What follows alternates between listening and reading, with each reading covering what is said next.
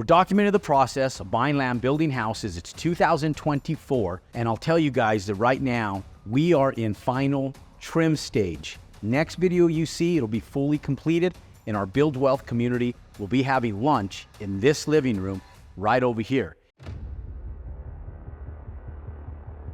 And so one of the big things that we've done in this house versus some of the other ones is we went with all modern colors with the exception of the backdrop paint. And so as we were doing it, I thought to myself, maybe I should have went all white. We were in the Southwest and you have to always model after not only what's trendy nationwide, but also what holds the element of trim out, furnishing, and desires in your area. For example, Texas is always Texas, but Texas will always have the Texas limestone and Texas shellstone, which is that yellow stone, which is popular in Texas. It's been popular in Texas 100 years ago, and it's still popular in Texas now. We come into the Southwest, so if you go like to California, it has a big Spanish influence. So if you go into California, there's still that Spanish, colonial, and Tuscan style that breeds through Southern California, strong and alive, and it will always breed like that. If you go over to the Northeast and you go into Connecticut, you go into Massachusetts, that is all Victorian style. And so in spite of mid-century modern houses trending out there, one of the biggest things is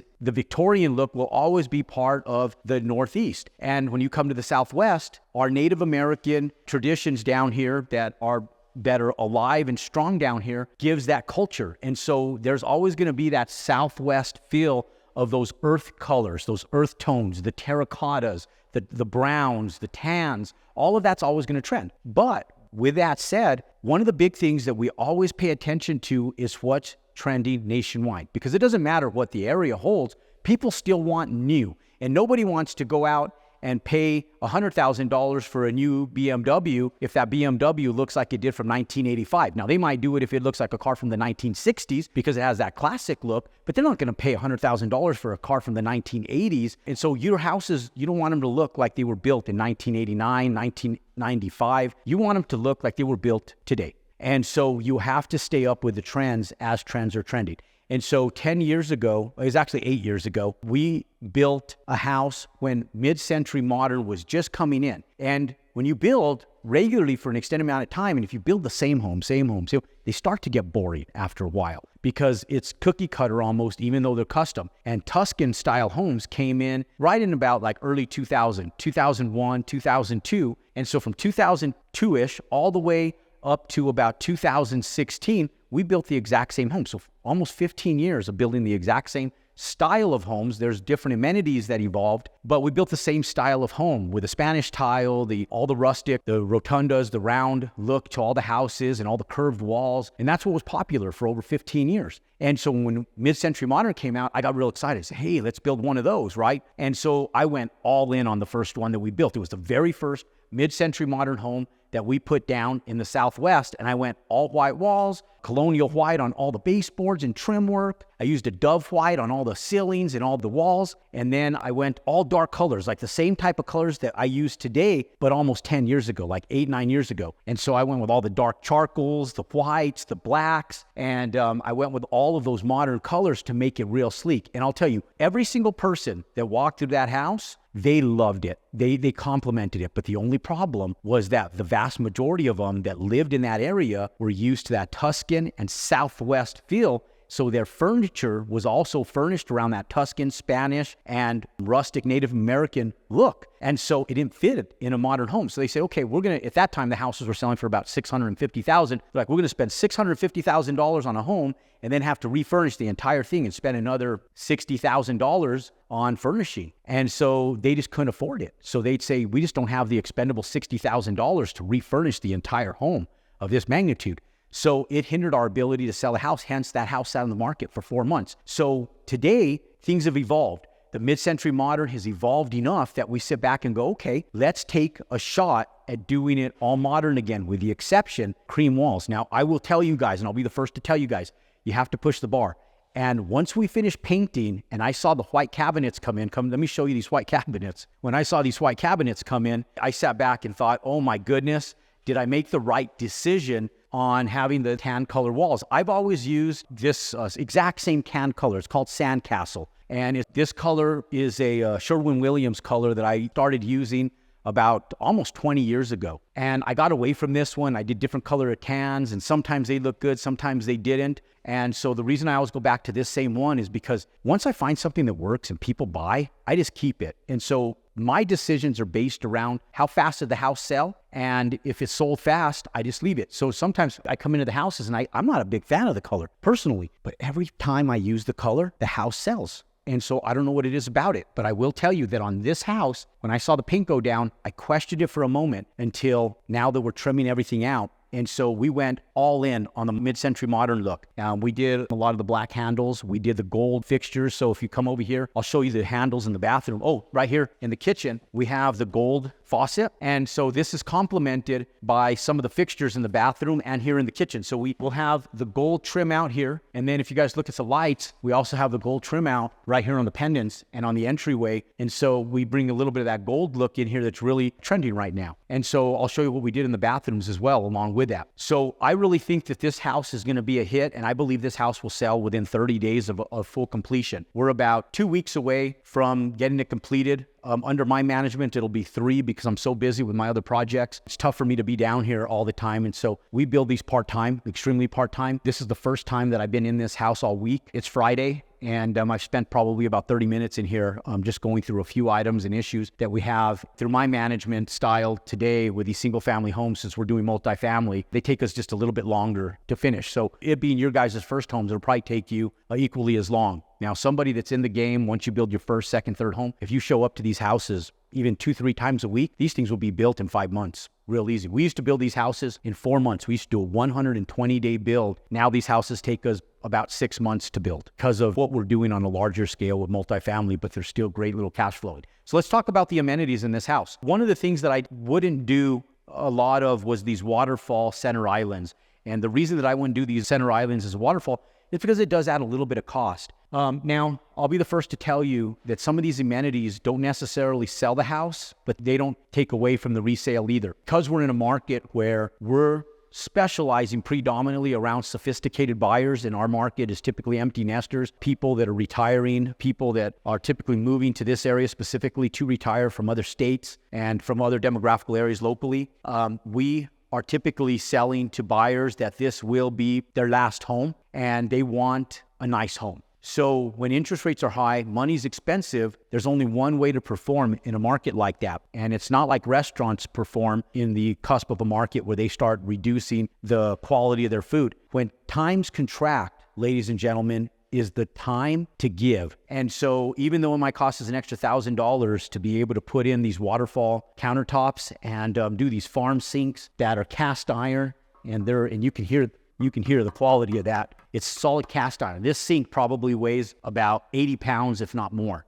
When I lifted this thing, I drug it into the garage because it's bulky and it was hard to get your hands around the box. This sink may weigh over 100 pounds, realistically. I'm used to picking up like the 100-pound plates at the gym and throwing them on the bar, but it's just awkward. I picked it up and I was like, holy shit, this thing is heavy. Solid cast iron, but it'll serve its purpose in the quality of what we do. So we're doing a mixed color. The granite countertops in here are going to be a marbled gray and white, similar to what we did with the porcelain tile that's on the fireplace, but it has more gray than white. So it's almost the opposite of what we did on the fireplace. And so we have a little bit of the black hues to complement the black, but it has a lot more grays with white veins going through it. So it's almost the opposite of this, where it's more white with gray veins. It's more gray with white veins. And so hence, it's going to complement the fireplace, but it'll also complement not only the black to soften it, but it'll also draw in some of the grays in here. And so I'll share with you guys on the final video what that looks like, and it's going to look extremely attractive. And so let's look at what we're doing in regards to some of the trim out items and some of the problems that we had with some of the trim out items. And that way you guys can take a look at how we do things. So let's take a look at some of the mistakes that we make.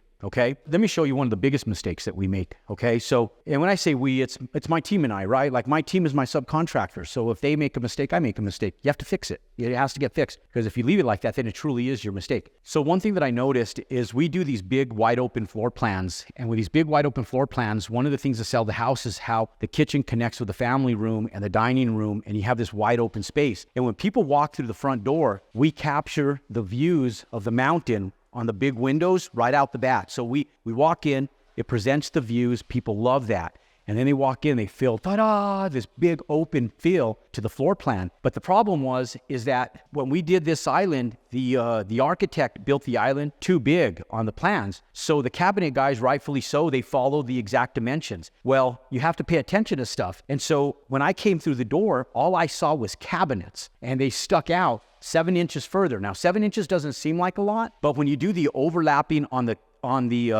countertops, the cabinets were sticking out further than this wall. So what I told them, and I just looked at the grout lines right here without a measuring tape, and I said, you know what, we have to go back 7 inches further because I wanted this line to be, I wanted the line of the countertop to be in alignment with this wall, so that way this wall was the definitive end to the kitchen. And so when you walk through the door, you don't see the kitchen right out of the entryway. And that 7 inches would make it feel like that center island was in the family room and it was in the entryway. And you were almost walking into a center island. So it's perspective, right? And it's the reality versus perception. And so the perception is, it's just a big center island. The reality is it's a center island that's interfering with your family space and your family room. So we pushed that back 7 inches. I think it was the perfect decision to make. And so they had liquid nailed the base of the cabinets down already. So we have two options now. We're going to have to either get some goof off to get that off if it comes off. And if it doesn't come off, the cabinet guys, yes, they have to come. I mean, the tile guys, yes, they have to come in and they have to remove those tiles and replace them. Now, we won't be able to replace all of them because the cabinets are sitting on it. So there's going to be a little bit of elbow grease that's going to have to go into some of the areas, but it's just weighing the factor of what's more work. Replacing these 1, 2, 3 tiles and then just a little bit of elbow grease, or the elbow grease to remove all that liquid nail. So we'll figure that out. It's all in a day's work. That can be fixed and resolved, not a big deal. Another big issue that we had that we pay attention to is that we typically do custom-built cabinets, and we don't typically do prefab. Well, on this go-around, we went ahead and did prefab, and they actually look really attractive. But there was some limitations with the manufacturer. We typically do these big, massive bookshelves with crown molding. We couldn't get the bookshelves in this color once we had already decided to use this color in this room. And everything that kept coming in was not conducive for what we needed for our finished trim out. So now we're going to build out floating shelves right here, 3 of them. And we ended up getting the panels ordered in the same color. And we're going to wrap the floating shelves in this exact same trim out so that way it matches. So they'll end up looking like these shelves right here. And they have the exact same color, finish, trim out to the cabinets. They'll be a little thicker, about 3 inches, 4 inches is too thick. And we'll do 3 of them. You always do in odd numbers because in odd numbers, everything looks nice in artwork and in finished trim outs. So that was another mistake. And we couldn't get an answer from the cabinet guys. And we went back and forth with the cabinet company for 2 months. And it took them 2 months to tell me that they didn't have what I was looking for. They kept sending me bullshit, and sometimes it happens, guys. So in spite of my better judgment of what I wanted to do or needed to do, it really didn't matter. At the end of the day, we had to perform and get it done. So we have to make an executive decision on what needed to happen to get it done. So we're going to do those floating shelves. It'll look extremely attractive. But yes, absolutely 100%. It has held us up on what we needed to do to finish and where we're at with stuff. So that'll be a little trim item that we'll do now at the end. Another issue that we had, and I'll just run you guys through the issues to the stuff you need to pay attention to, is that we ordered this tile, and because of the lag time in the cabinets, Floor & Decor actually sold out of this and discontinued this. And so we thought we had ordered plenty of this, but because when product sits and the longer projects take, the problem is there's always problems involved in it. Stuff gets damaged. So the rest of the material that we had, one box just miraculously disappeared. Materials do grow legs. What people are going to do with 5 pieces of this, I have no idea because they can't match it on anything. But they felt like it was better used in their place than ours. So a box of 5 disappeared. And then there's 5 pieces that have been broken, chipped, and just from people moving it from one side of the house, from the painters moving it, from the door guys and trim guys moving it. It's been moved probably 4 or 5 times. So another 5 tiles got chipped. So ultimately, we're short 11 tiles, and we need 13 to finish, to have 2 extra just to make sure we're good. And we landed up having to bring that stuff in from Dallas. So we had to pay for the additional cost of that, plus the shipping of $280. So all in all, we had to spend about $600 more dollars. That comes out of our bottom line. And you guys might sit back and say, yeah, but Jerome, you're making $280,000. If you start making mistakes like that, $600 at a time times 20 trades, that takes $7,000, $8,000 of your profit down the drain. And a lot of times it's not as modest as $600, it's $1,000 at a time or more. And so you start making mistakes like that and making it okay, that's where your profits and proceeds start going down the drain, because it's just trash can money, it's waste. So that's why I always tell people, be effective and efficient, but there's variables, and always order extra. You can always return what you don't use, but always order extra. So in spite of us doing so, we were short on this stuff, and it came in from Dallas, and so we should have that by Monday. Okay, let's look at some other stuff. Oh, let me tell you guys about ordering online. Be careful what you order online. This is our second set of ceiling fans in this family room. We went in and we purchased online, and we were trying to get this gold color, okay? And so we went down to a local lighting store, and they didn't have a lot of it with mixed black and gold, and the stuff they had were little tiny ceiling fans and didn't really move the needle for a room this size. So we landed up buying online. I thought we were real slick, getting on Wayfair and just purchasing some of these gold and black fixtures. And I'll tell you that online, they looked extremely attractive. But when I got them in, the gold looked like plastic, and it was an entirely different color from the real brushed steel gold, and it didn't even move the needle close to what we were in need of. So we landed up, because we had thrown the box away, the electricians had thrown the packaging away and all the boxes away, we couldn't return them. So we landed up taking those ceiling fans, and we'll use them in one of our offices, and we'll use them in one of our buildings. So we have a place for these very expensive ceiling fans that they didn't need to be expensive, and we had to land up purchasing some more. So caution yourself with what you buy online. Even though you can get some really nice stuff online, or what you think is really nice, sometimes what you land up getting in is not exactly what you thought it was. So make sure you're using manufacturers that you're familiar with when you buy online. So if you're dealing with like plumbing fixtures and you're used to dealing with Pfizer, or you're used to dealing with Delta, buy those brands, buy the name brands. Don't buy like these one-off brands that are manufactured in other countries that you don't even know what you're getting. And I did that on this house, and because we did that in Kirkland, Washington. But in Kirkland, we bought stuff that came from Costco and was on Costco.com, and they were coming from known places. And so the two ceiling fans that we bought in here, we actually ended up replacing, because it's the right thing to do to make sure that your house is trimmed out correctly, okay? Now, a few things here, guys. You'll notice that our floors are swept. We make sure that our guys come in and they do clean. Keep things clean, because the cleaner you keep your projects, the less amount of damage happens to them. So I will tell you that it's a God-given miracle that this garden tub is not damaged, okay? This thing has been sitting here for just shy of 3 or 4 weeks. And traditionally, we leave these things boxed and we leave them in our office. We don't deliver them until the day they're actually going to install them and set the drains. If you guys look at the last video from a few weeks ago, this tub was sitting in the exact same place then as it is now. But the last time, those were off and the floor drain was off. Now the floor drain and the faucets are sitting exactly where they're supposed to be sitting. But because, again, the tile guys wanted to come in one time, these floor tiles never got set. So the same tile that goes on the fireplace is the floor tile that goes in this bathroom. And those are some of the pieces that ironically enough, grew legs, disappeared, and we don't have. And so we're in a position where we're in a wait phase to set the bathtub. But the second that these things are set, they don't get damaged, you know. But as they're migrating, people are moving stuff around, they do. Workers set their Cokes on them, their drills, their DeWalt's, their Milwaukee stuff, and they're sitting them on them. And it drops, it falls, it scratches our stuff. A drill bit goes into it. Just anything that you think can happen will happen, so you got to be careful. Now, here's another little boo-boo that we did and we didn't catch. We landed up calling this large linen cabinet out because we thought it'd look nice in here with crown molding. We're still going to use this. The only issue with it is that on this wall, there was a light switch for the master bedroom closet that goes right behind it. So it was sitting so they had to pull the box out and move it up. But what they really should have done, instead of moving it up, is they should have moved it over and did this. This is a single gain box. And if they would have even just done a double gain box, they could have put the switches for the closet right here. And they could have left the receptacle, which is needed in lieu of the spread by code of where the electrical plugs need to go. And they would have just done it. Now they're going to have to cut this again, and then we're going to have to figure something out on this one as well. So that was just a little boo-boo, and we'll get that fixed up. This is going to look really attractive. What we did is we used a backdrop tile that brought a little bit of that modern look in, and it draws on a little bit of this blue in here. Now, this blue, I used it to brighten out the bathroom because everything is stark. It's gray, it's black, and it's white. Now, we did the mixed trending gold and black. And so these fixtures are mixed black and gold. This one's going to be gold. The trim along the side of the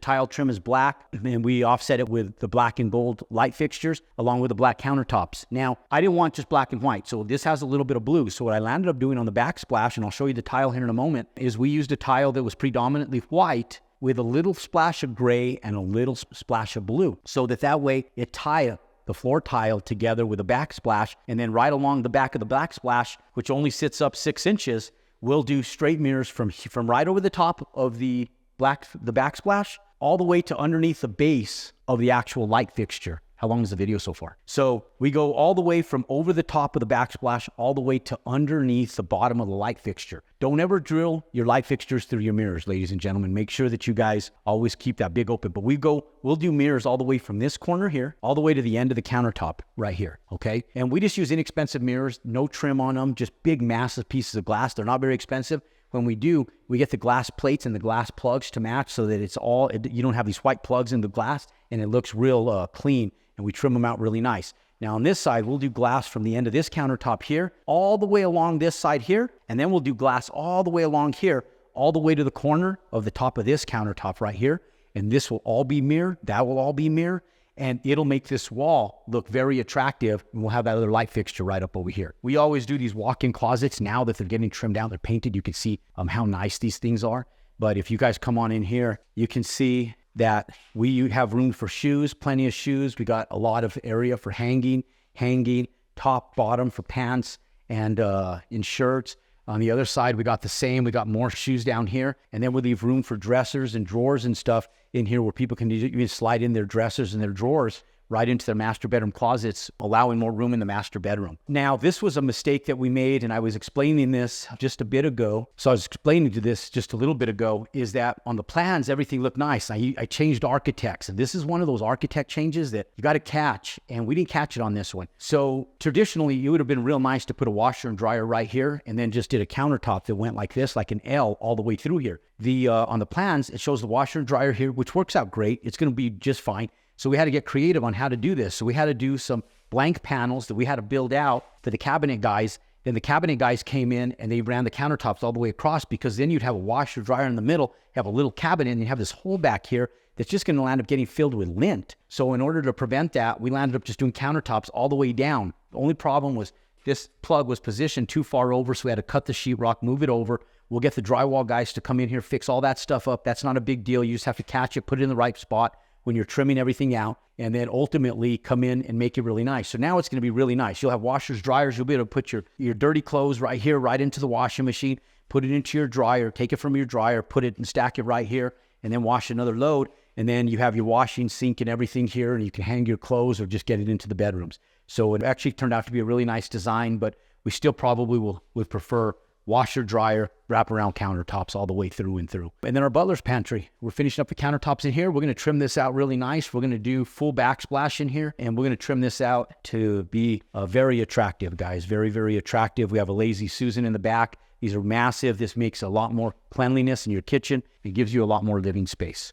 So we're documenting the process of buying land, building houses. The landscape guys, they're working on the finished grading and drainage right now. We're making sure that the civil engineer is happy. Our civil engineer just walked the project and gave us a few tips of things that we needed to take care of because of the quantity of water running down the hillside. But they're working on finishing up a few of the plantings and some of the gravel work that's going into the finished trim out of the house. We got this mid-century modern design. Our concrete just went in, our driveways and walkways. We do a 4-inch spread on all of these, all the way through and through, and they look real slick and attractive. And so, ladies and gentlemen, we're documenting the process for you guys. We're buying land, we're building houses, and this is our 2024 version. The mid-century modern design is still looking good. Join us for the next video on how to buy land, build houses. This was a long one. I wanted to go over a lot of what I was talking about as far as design qualities. Now that you guys get to see the finished product, the last video will probably be long as well. But spend some time, a couple hours going through videos 1 through 8 to get you to this point. I'm going to recommend those videos, one of them being video number 8 prior to this one, and I'm going to also recommend video number 1